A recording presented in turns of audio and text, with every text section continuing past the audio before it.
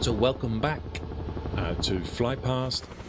We're in the Huey, and we're over the southwest of France, just coming up level with Lake Geneva, which is somewhere over this direction. And we're heading to a place called Lons Le Sainier. Now,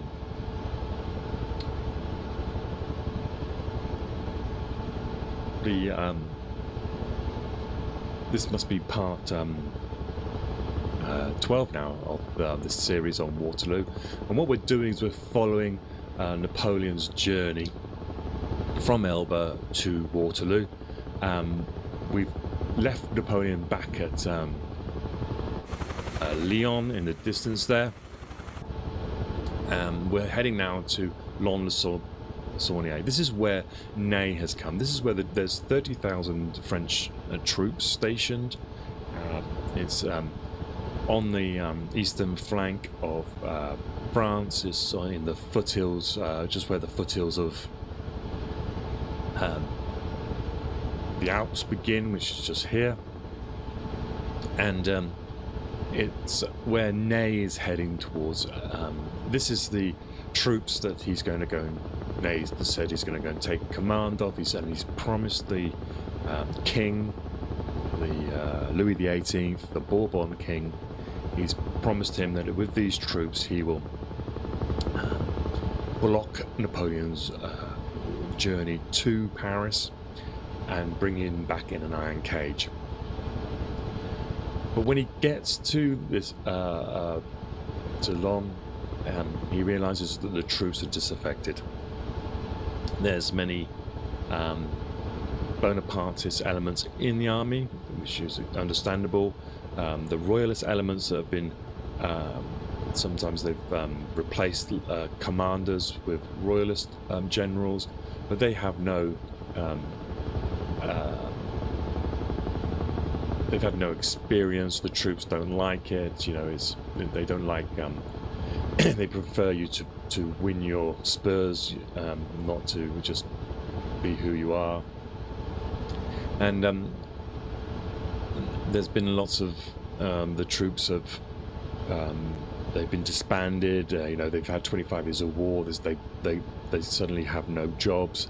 The officers are on half pay. So there's the wishing to fight for the king is almost like saying fighting to lose your job. So when Ney arrives, it's obvious that these troops are not going to follow him. And with Napoleon, he's written ahead and a passionate proclamation to the army here, and a letter to Ney, reminding him of their past glories of Borodino, and persuades Ney to come across to him. And it is a fateful decision by Ney, because he has very, very publicly broken his oath.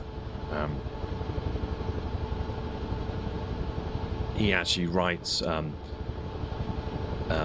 in his during his trial, he says, from the moment of that proclamation, I only longed for death. Many a time I have thought of blowing my brains out.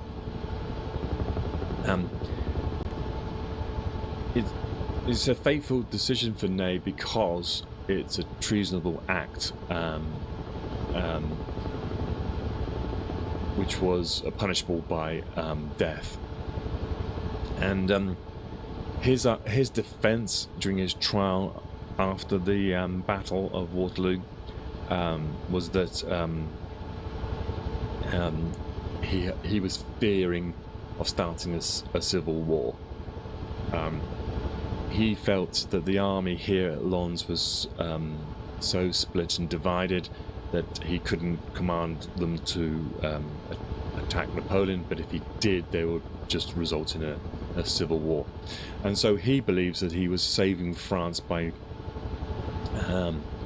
not bringing by joining Napoleon rather than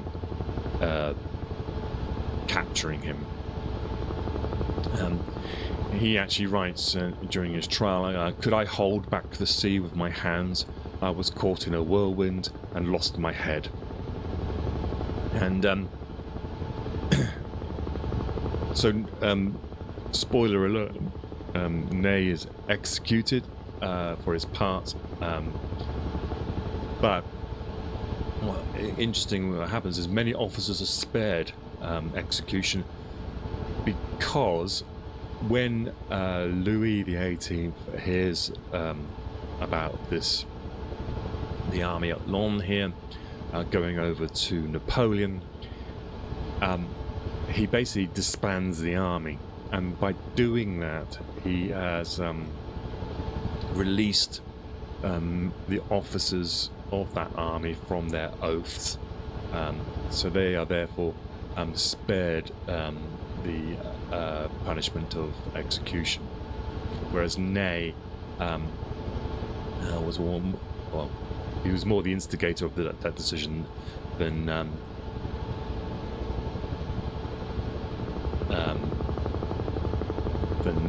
reacting to it.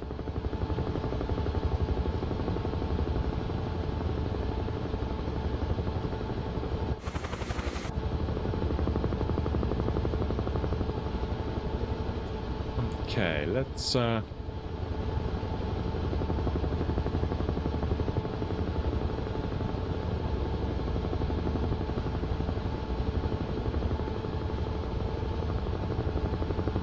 if we can speed this up a little bit.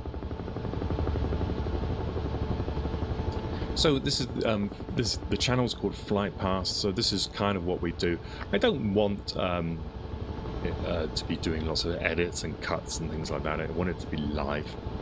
I also want, sometimes it to be boring like this, in terms of distances, because even though we are flying probably 140 knots in a helicopter, and you do get the sense of the distances involved, and especially, you can imagine how long it would take to do these journeys.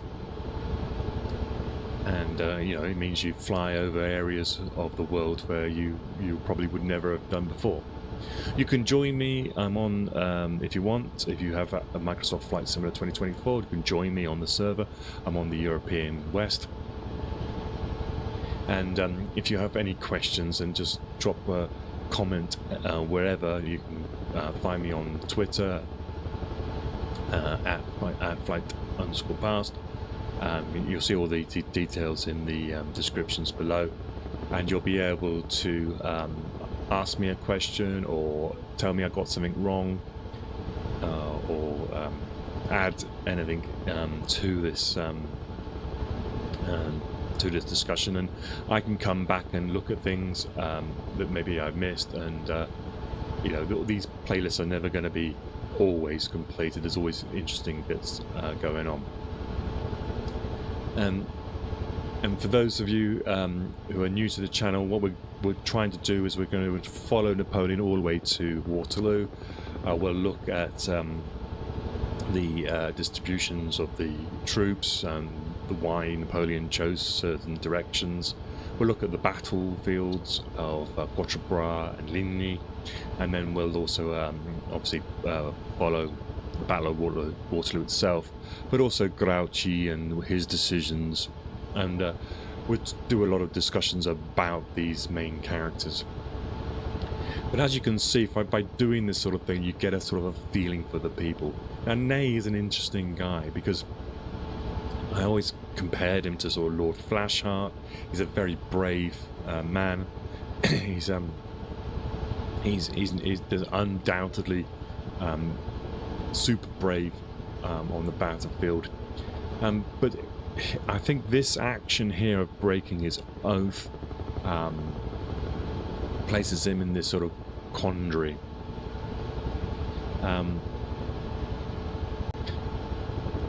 Later, Napoleon meets Ney Basically, Ney takes the troops here.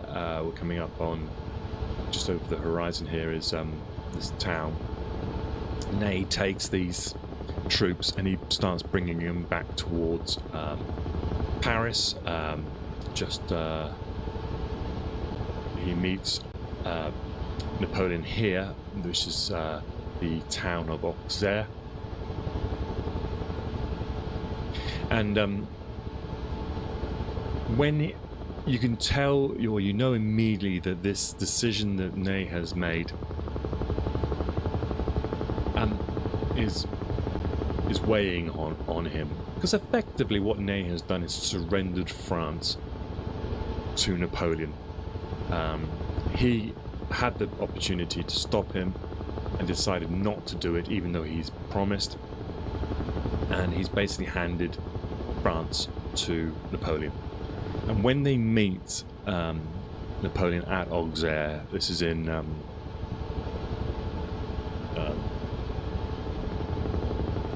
I think it's around about the 16th, 20th maybe of. It's just before. It's between the 16th and the 20th of March, 1815.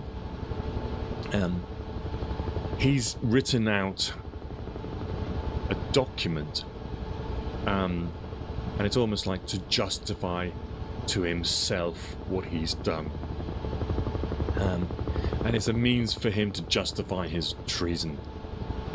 And he writes to Napoleon and basically says to him, this is a quote from it: "If you continue to govern tyrannically, then I am your prisoner rather than your supporter.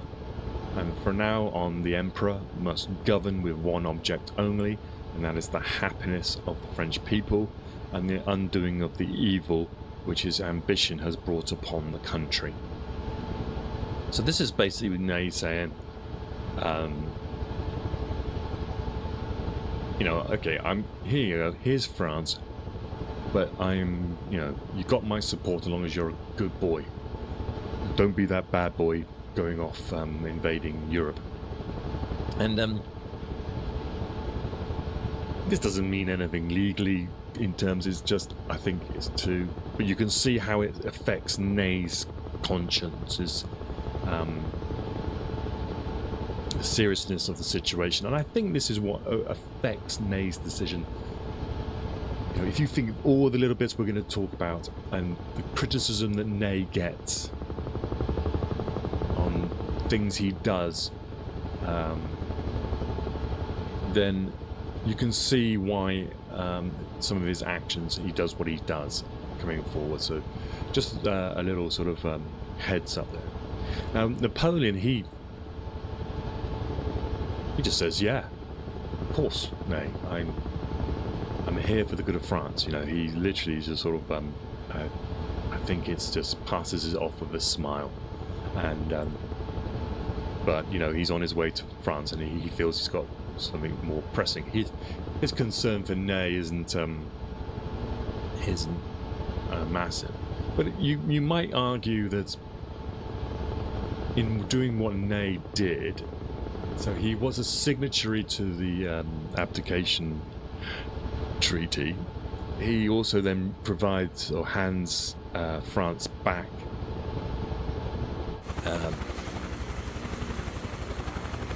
to Napoleon.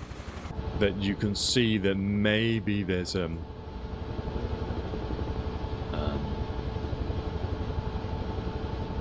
Napoleon might have an inkling or a feeling that he needs to reward Ney in some way, and so that's why he would then be basically put in second in command at Waterloo, and why Ney was interesting enough. Ney is kind of one of these sort of front line kind of marshals. Tries to get into the thick of it, where Napoleon is a lot more sort of step back a bit. And so Ney has this reputation for being rash, which, in some circumstances being bold wins, but in others it can be a liability, and we'll come to see that Ney has this, almost got this sort of bipolar nature where he's either fully on for things and aggressive, or he's weirdly passive and doesn't seem to sort of see the urgency in some places. And basically, I think he just has a lack of sometimes strategic or even sometimes tactical awareness. Anyway, that's getting on a little bit ahead. My thoughts on Ney. I actually find him one of the most fascinating characters in this story.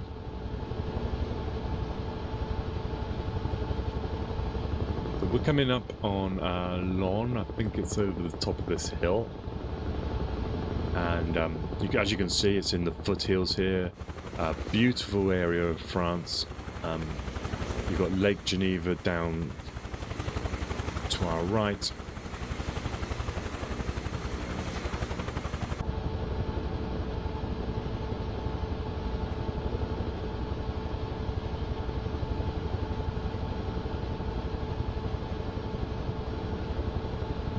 And we now, coming over this ridge, we'll see this little town. And from here we'll head north west, and we'll head towards Auxerre.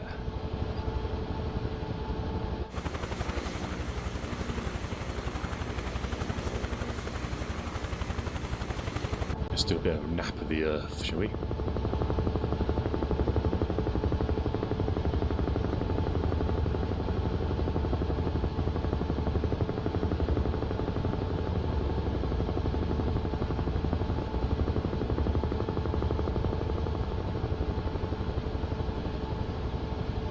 So the most remarkable thing about this story so far, well, Napoleon has managed to...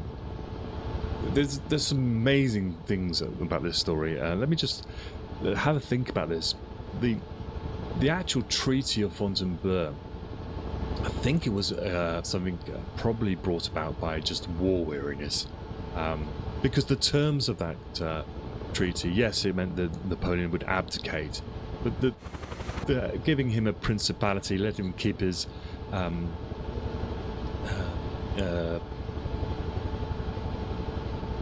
title, giving him a very substantial pension, you know, all these things, giving him a bodyguard, giving him his 1,000 troops, and putting him on an island which is literally sort of just off Italy, and a few days sail from France. It seems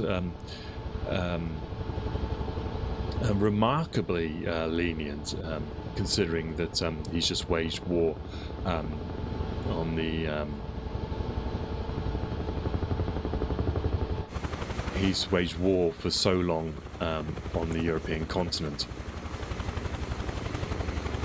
But couple that, then you have Sir Neil Campbell decides to take a holiday, leaves. And then Napoleon manages to, without anyone knowing, grab a ship, 7 boats in total, leave Elba, dodge the Royal Navy, dodge the French Navy, land in France, then travel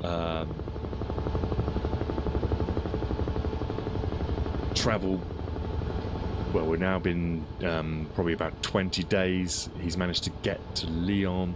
He then goes to Auxerre and eventually gets to Paris, and not one shot has been fired to stop him. So you get the real sense then of the apathy of the French people, the apathy for the Bourbon king. Even the royalists, can see the writing in the on the wall.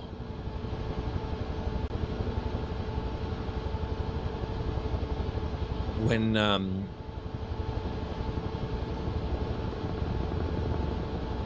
and this is the town, by the way, we're looking at here.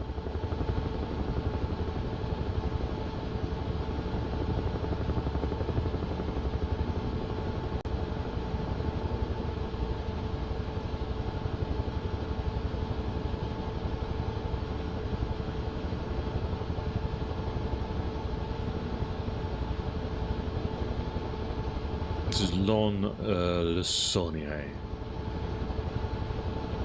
So this is where the 30,000 troops are stationed, who were supposed to be heading down to Lyon to stop Napoleon, but actually end up heading towards France as his army.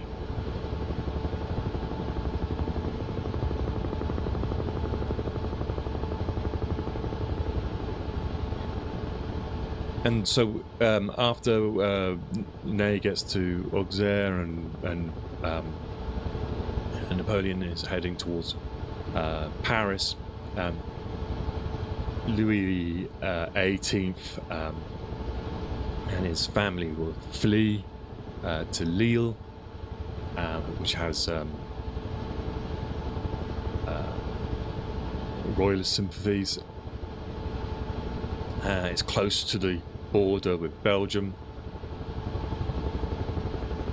So this is the town of Lons Le Sainier.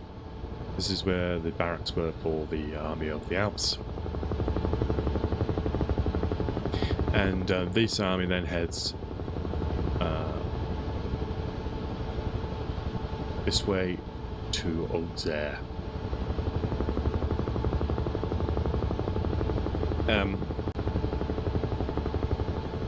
And we'll get to we'll finish here because this is will take a little while to get to Paris. But just to sort of let you know that it's sort of by the 20th of March, Napoleon has landed. Oh, sorry, he's entering Paris. He's not a shot's been fired. The Bourbon royal family has fled. He goes to at about 2 o'clock in the afternoon. He's at Fontainebleau, and then at 9 p.m. he arrives at the palace at Tuileries, and this is where his officers hoist him high on into the above their shoulders, carrying him borne forward, his arms extended, his eyes closed, a fixed smile on his face like a sleepwalker's, that sort of, that look. Louis the 18th has fled Paris. He's left with a small escort in the night and goes to Lille and then crosses the border into the it was known as the United Kingdom of Netherlands, and he stays at Ghent.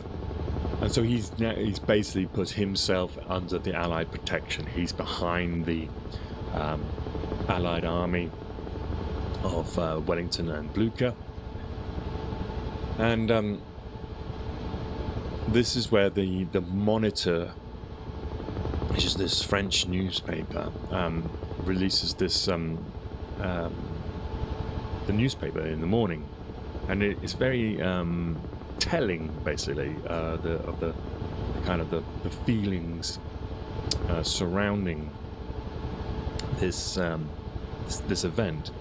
It just says in a matter-of-fact way, it just says, the king and the princess left in the night. His Majesty the Emperor arrived this evening at 8 o'clock in his palace of the Tuileries at the head of the same troops which had been sent to block his route this morning. And so that tone is just one of awareness of the population. They are just worn down by the political turmoil of the country, and the constant state of war over the previous 25 years. So let's finish then with this poem then, see where we are.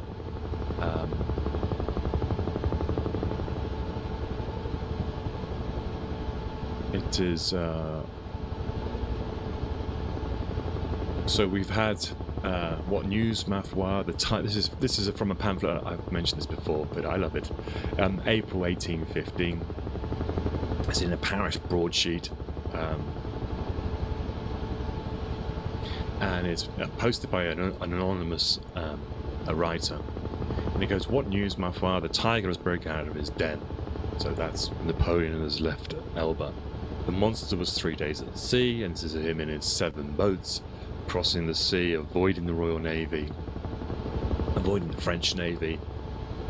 The wretch has landed at Fréjus. I'm not quite sure where the landing place is, because Fréjus is in the bay next to the Bay of Gulf Juan, but it's in that Cannes Bay area. The brigand has arrived at Thibes. He goes there to try to sort of like say, will you surrender? They don't, but he just says, okay, whatever, I'll just carry on.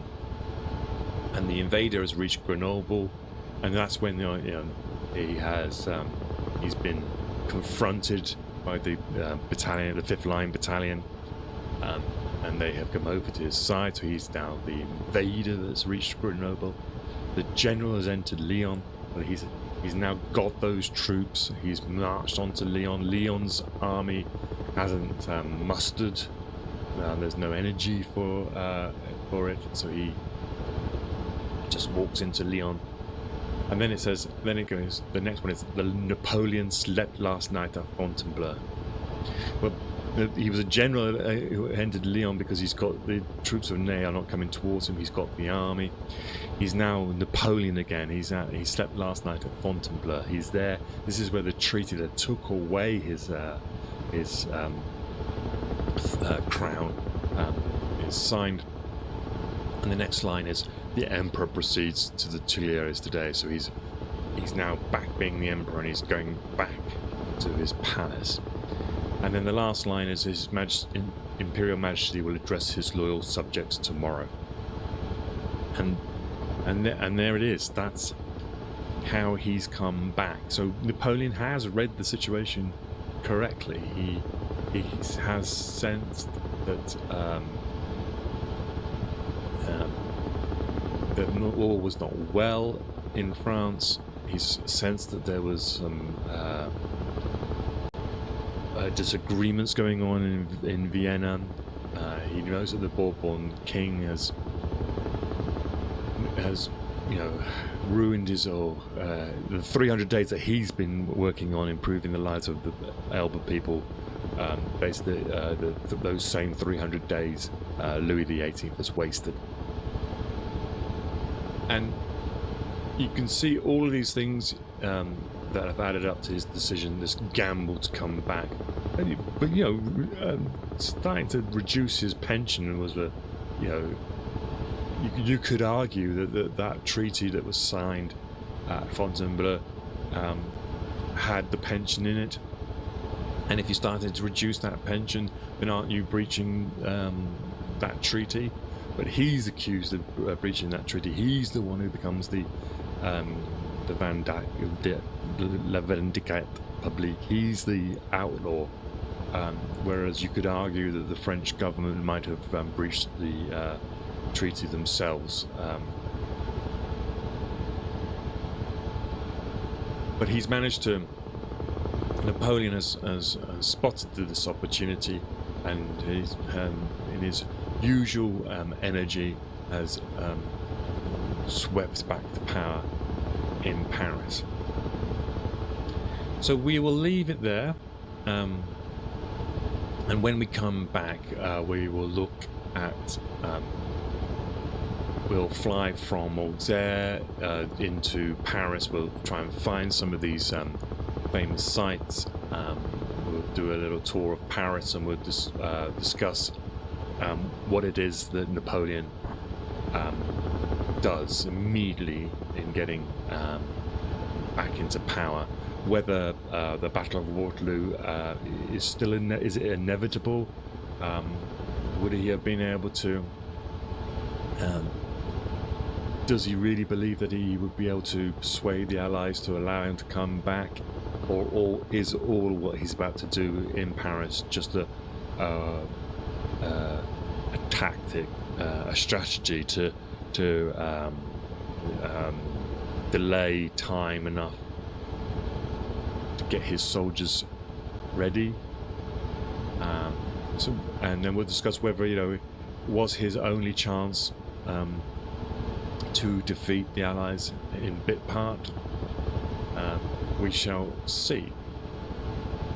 But there we are. We're on our way to Auxerre. We're basically Ney now, bringing the troops back with him on Napoleon's side.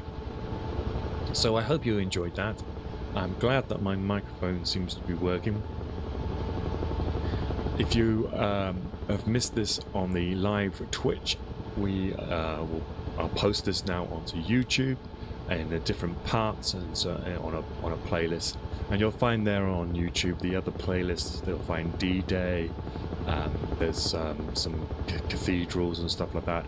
And you'll see up above somewhere here these playlists. You'll see one saying "Build a Cathedral," by the way, and that's my other channel. It's one that we use Minecraft to do these technical builds of cathedrals and iconic buildings, and look at the history through architecture. So that, if that's something you might be interested in, click on that, and you'll see a whole bunch of videos on one-to-one reconstructions of famous buildings, and it's set out in a timeline as well. So they're one-to-one reconstructions so that you can compare buildings, but also on a timeline north to south, so you can see, judge the sort of time and the length of that it took to build these buildings. And that's on the channel Iparatum, which is my music channel, so you can head over there. But okay, waffled on too long. Please hit the like, please hit the subscribe, and I will see you this time next week, where we will continue our story of the Battle of Waterloo in the Huey. Good to see you. Bye bye.